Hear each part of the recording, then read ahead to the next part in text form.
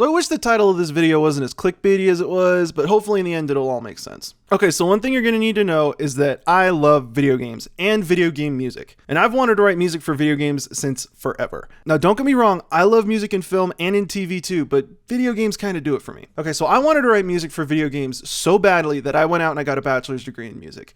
So while I was getting my degree, I'd constantly have people coming up and telling me that I didn't really need to get a degree to write music for video games, which if you stick around to the end of the video, you're going to find out is kind of true for all the wrong reasons. And I got made fun of for wanting to bring a degree to video game music. Like whenever I'd meet a new professor or a new student, they'd all ask the same standard questions. So what made you choose music? And I tell them I wanted to write music for video games, and a lot of times they'd laugh it off. And in one really awkward instance, they responded with, "No, really, why music?" But I'm getting off topic. So one day I'm sitting in my music theory class, and the piece we're going over is a song called Der Erlkönig by Schubert. And my entire outlook on music and my life just changed forever. So Schubert was an Austrian dude in the early 19th century who wrote a bunch of Lieder, which is German for song. He was 19 when he wrote this piece, although he didn't write the text. So Der Erlkönig is this poem originally written by Johann Wolfgang von Goethe about a father and his son riding through the woods at night trying to get home. But every so often the son sees a figure in the woods, all creepy like. And every time the son sees this figure, he turns to his dad and says, "Dad, there's something in the woods. The Erlkönig is coming to get me." I should have explained. So Erlkönig is German for kind of like elf king. And remember, this is old German folklore. So when you hear elf, don't think Legolas, think more of like Gizmo after you feed him after midnight. So kid sees elf king in the woods, tells his dad, dad's like, "Nah, son, we're fine, relax, don't worry about it, it's just the mist." But the kid keeps seeing this mysterious elf king in the woods who keeps calling out to the kid with creepy Jared from Subway shit like, "We got candy and hookers and whatever, just get in my van." So after a little while, the dad starts getting more and more nervous about his son and rushes to get home faster. All the while, the son keeps telling his dad about this figure in the woods. But they make it home, and as the father breathes a sigh of relief, he looks down to find his son dead in his arms. Ooh, spooky. Okay, but Schubert looked at this and thought, hang on, I think we can do better. So the piece that he wrote, using this poem as the lyrics, is for solo male voice and piano accompaniment. And the first thing you're going to notice when you listen to this piece is that the right hand of the piano has this constant triplet motion.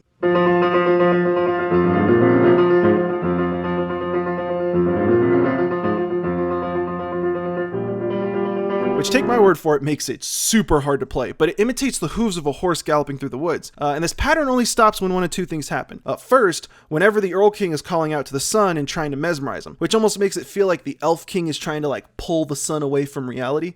And second, when the father and son arrive at home at the end of the piece, not only imitating how the horse has now stopped moving, but it also adds to the dramatic effect of the son's death. Now, on the vocal side of things, Schubert looked at the poem and saw that there were 4 distinct characters: the narrator, the father, the son, and the Erlkönig, or the Elf King. So as a means of making it obvious which voice was speaking, he put each one in a different range. So whenever you listen to the son speaking, it's in the upper register to sound more like a young boy.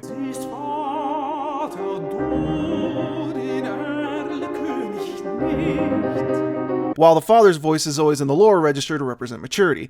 Mein Sohn, was birgst du so bang dein Gesicht? It's kind of the same effect that Robin Williams created when he was doing improv on stage. Hey, how do you get to the Met? Money. But what's really interesting is when you break open the theory of this piece. Okay, so just a brief music theory lesson. I just don't want to lose anyone. So there are 12 key signatures. Think of them as the 12 languages of music. And each language has a light side and a dark side. The light side of the language we call major, and a lot of people in the Western world have grown to associate the sound of a major key signature as sounding happy, and vice versa for minor key signatures sounding sad.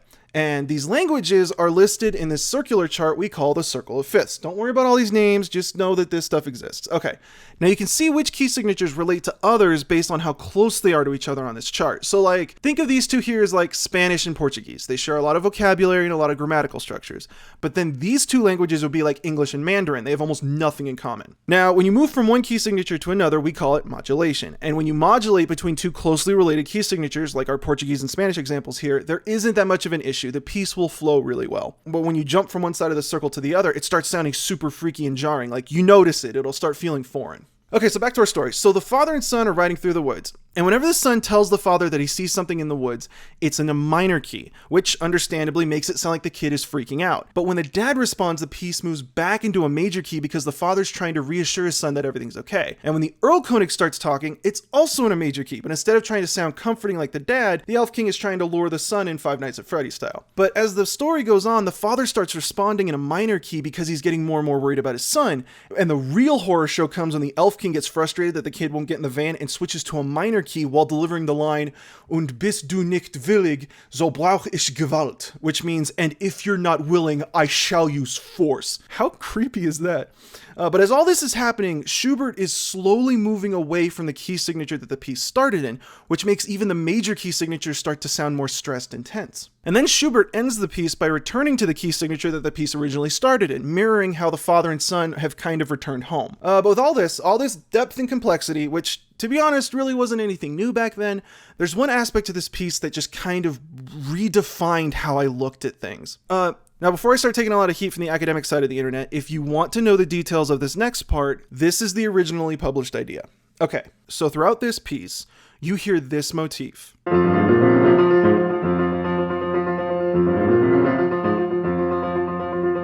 This is the Erlkönig motif. This motif represents the Erlkönig's presence in both the piece and the story. And according to Schenker's motivic parallelisms, when you take the first note of the most emphasized key signatures that Schubert moves through within this piece, you get these notes. And when you play these notes on the lower register of a piano, this is what you get.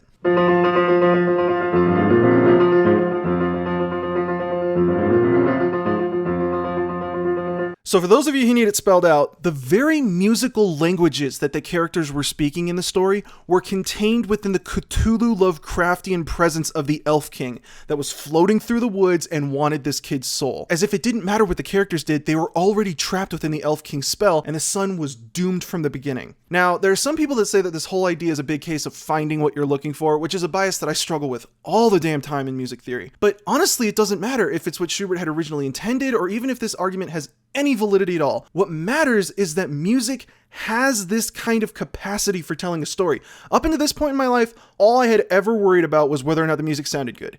Do I like this? And that's the only purpose I found in music theory. Music theory was just a way to figure out and emulate pieces of music that I enjoyed. But after seeing what this piece either is or could have been, I realized that music can develop a narrative in a way that no other medium could. So, naturally, I rushed home and I went to all my video game scores and transcriptions looking for these patterns. I figured that if some 19-year-old in the 1800s had done it, then hired professionals would have put these narrative devices in their games. And to this day, I have struggled to find musical patterns like the one in Der Erlkönig in film or television or even in video game soundtracks. Now, that is not to say that they don't exist. There is plenty of well-crafted music in mainstream media. I just have yet to find something as planned out as what was in Der Erlkönig. Like, best case scenario here is that I'm miserably wrong and there's somebody blowing me out of the water in the comments section right now. But remember, I'm not just talking about having like themes or leitmotifs dotted around your score or anything like that, because that's relatively basic stuff. I'm not talking about something like Skyward Sword, where like the Ballad of the Goddess is Zelda's lullaby played backwards. It's like, okay, so does that mean that Zelda is like the opposite of the goddess? Like, if you really wanted to have a relationship between the two, you could have turned the melody upside down, which is technically called inverting. That's something composers have been doing for hundreds of years. By having the Ballad of the Goddess and Zelda's lullaby be retrograde of one another, it kind of seems like Zelda and the Goddess are opposites of one another and at odds, which I don't really think fits the bill. I'm talking about something really intricate where you might use a basic technique like using leitmotifs, but then use that to take your score to the next level. Like the Justice League Unlimited cartoon series had individual themes for the main cast. As a matter of fact, in one really great scene, the Green Arrow ziplines onto a submarine while singing the leitmotif to his own theme.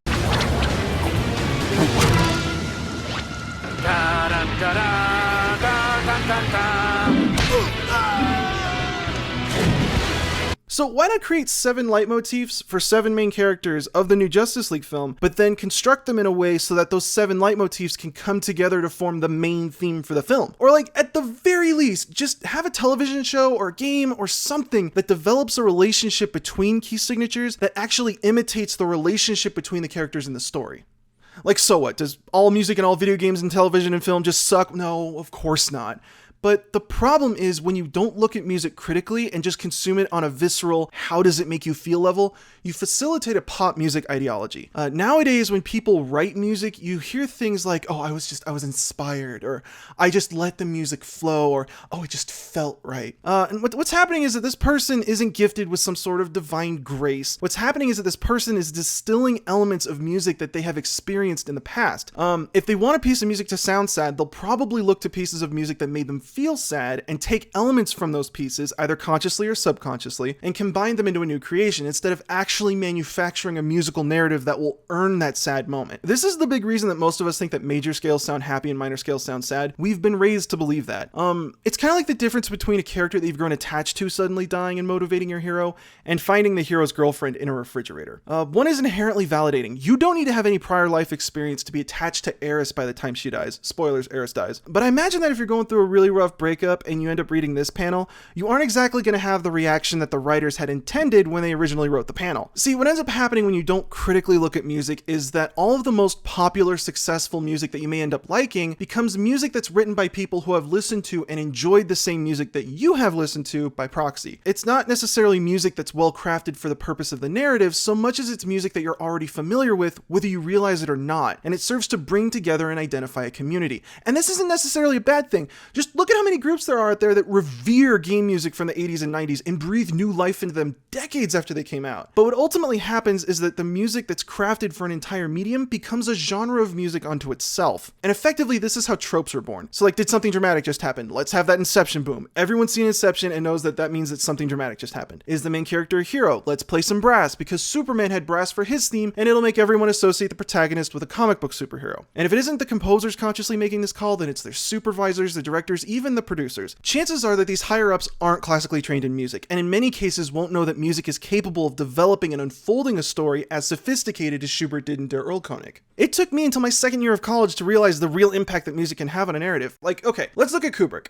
Disclaimer here, I'm not a film guy, so I can't tell you why Kubrick's films are so great. But in 2001: A Space Odyssey, Kubrick temped the film with the infamous Strauss, along with a couple other pieces, and by the time he had heard the original score written by Alex North, he had grown so attached to Strauss that he just left Strauss in the film. And poor Alex North, having had put all that time and effort into composing an original score for the film, didn't find out that Kubrick had scrapped his original score until the premiere screening, when he was sitting down, watching the film. So the people calling the shots need to understand that just because the music might feel familiar and comfortable to them doesn't necessarily mean that the music will be effective in their story. And as a byproduct of directors and producers just putting in what they think sounds good, you end up seeing these people with almost no experience being hired to write music professionally who show up almost out of nowhere with an amazing soundtrack, whose only reason as to how their soundtrack was so amazing is, well, yeah, so I've been listening to 80s synth pop my entire life, so when I wrote this soundtrack, I wanted something that was like 80s synth pop, or at the very least like related to 80s synth pop, because I just really like 80s synth pop. But if your game just so happens to be 80s themed and has something to do with craft work, then you want something that sounds like 80s synth pop, and all of a sudden it's a match made in heaven, regardless of any kind of purposeful synchronization between the game and the music. Now, as an aspiring professional, is this frustrating?